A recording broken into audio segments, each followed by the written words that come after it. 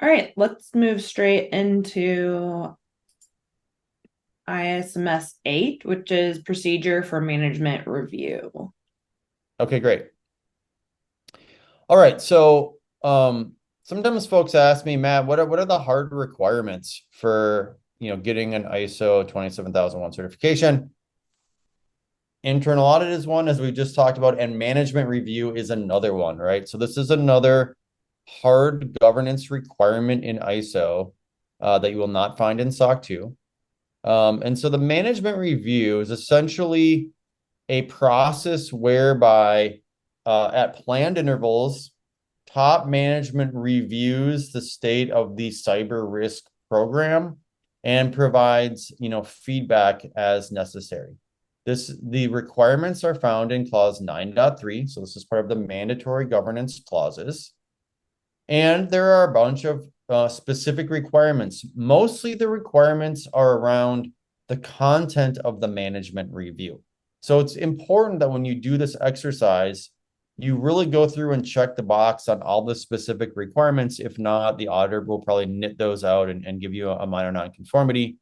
And I'm not going to read through all of them, but just, as like a broad overview, you're going to look at the status, the actions from previous reviews, changes in your context or internal issues or external issues, the results of other sorts of audits that are happening in your space. So, nonconformities and corrective action, monitoring and measurement results, audit results, and the fulfillment of objectives.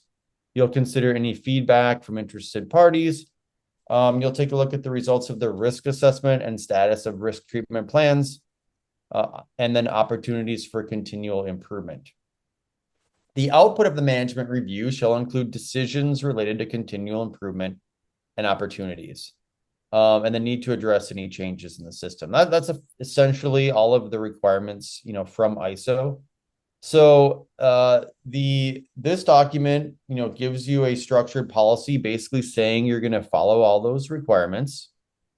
And so again, you can certainly make modifications to the content to meet the requirements of your organization, but just make sure you're doing it in a way that still aligns with the specific callouts, in the standard.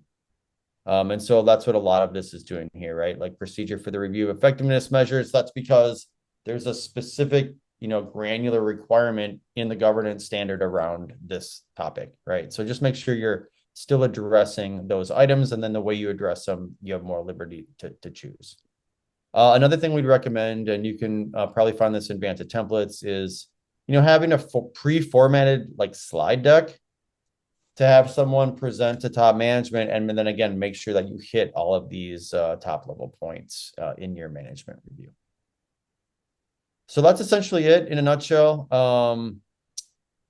I would say the last thing I'll say here is, you should do this at least annually.